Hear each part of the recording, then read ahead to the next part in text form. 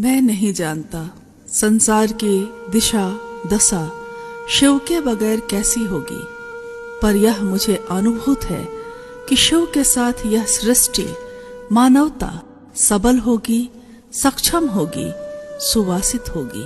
अस्तु आओ चले शिव की ओर। यह आवाहन है शिव शिष्य साहब श्री हरिंद्रानंद जी का, जिनका आगमन इस धराधाम पर 31 अक्टूबर सन 1948 को बिहार राज्य के सिवान जिले में अमलोरी नामक ग्राम में हुआ। सुबह जन्म हुआ, शाम को स्वतः संपूर्ण भारतवर्ष में दीपावली मनी, धरती रोशन हुई।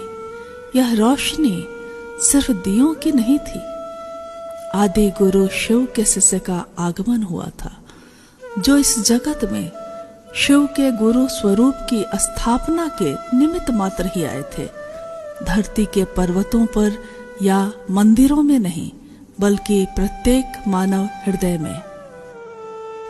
संपूर्ण मानव जीवन निष्प्राण काठ की प्रतिमूर्ति बनकर बस जी रहा था। उन्होंने अज्ञानता के गर्त में गिर रही निष्प्राण मानवता में प्राण फूंक दिए। विश्व के लोगों को समस्त संकीर्णताओं से मुक्त होने की राह दिखाई। उद्घोष किया कि जाति, धर्म, संप्रदाय, लिंग आदि से परे है शिव की शिष्यता। शिव की शिष्यता में कोई बंधन नहीं, कोई वर्जना नहीं। जंजीर चाहे सोने की हो या लोहे की, जंजीर जंजीर ही होती है। बंधन वर्जनाएं इस धरती के लोग लगा सकते हैं, परंतु जगत के गुरु शिव, विश्व गुरु शिव, आदि गुरु शिव बंधन से बांधते नहीं, बंधन मुक्त करते हैं। साहब श्री हरिंद्रानंद जी का यह उद्घोष पल प्रतिपल विस्तार पा रहा है। महागुरु महादेव की इच्छा के अनुरूप उन्होंने कहा कि मुझ में मानव चेतना के अभ्युदय की जिद है और इसके लिए मात्र एक ही विकल्प दिखता है, उस महागुरु महादेव को अपना गुरु बनाना। मार्ग शिव शिष्यता का है और मंजिल है भगवान शिव स्वयं। जगत के लोगों ने अपनी इच्छाओं और कामनाओं के लिए शिव को चाहा, परंतु शिव के शिष्य ने शिव के लिए शिव को चाहा। उनकी इस चाहत को करोड़ों शिव शिष्यों ने अपने हृदय में उतारा, आत्मसात किया। दुनिया के लोगों ने समझा कि शिव से ज्यादा अपना दूसरा कोई नहीं हो सकता। 4 सितंबर 2022 की अमृत बेला शिव के शिष्य हरिंद्रानंद जी शिवलीन हो गए। 5 तत्वों से बना नश्वर शरीर 5 तत्वों में विलीन हो गया।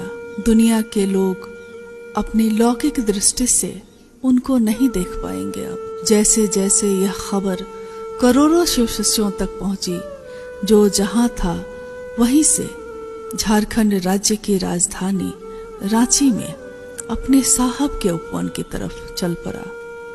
सबके हृदय थम से गए, आंसुओं का सैलाब उमड़ पड़ा।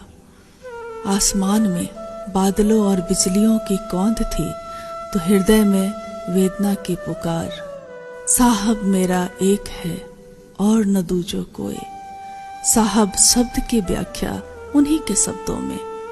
साहब परमात्मा को कहते हैं, ईश्वर को कहते हैं, शिव को कहते हैं। जिस तरह सूर्य ना तो उदित होता है ना ही अस्त, बस हमारी दृष्टि ही कभी उसे देख पाती है, कभी नहीं, परंतु उस सूर्य के अस्तित्व पर इससे कोई असर नहीं पड़ता। शिव कण कण में विराजते हैं। शिव शिष्य हरिंद्रानंद जी उनके संग ही विराजते हैं। इस आकाश के विस्तार में उनका ही दर्शन है।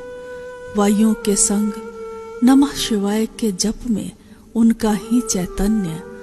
शिव शिष्यता की पावन जलधारा में उनकी ही गूंज। बनो तो शिव, रहो तो शिव, जियो तो शिव।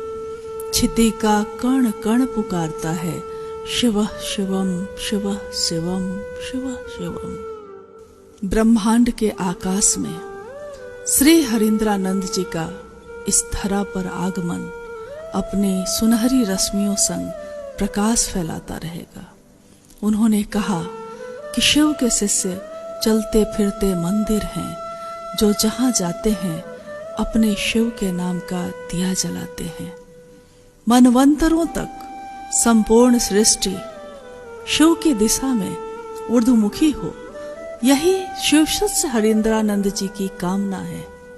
पाथे है, गति है और गंतव्य भी। हमारे सर झुके हैं उनके सामने, जो खुद तो आसमां है मगर सर झुकाए बैठे।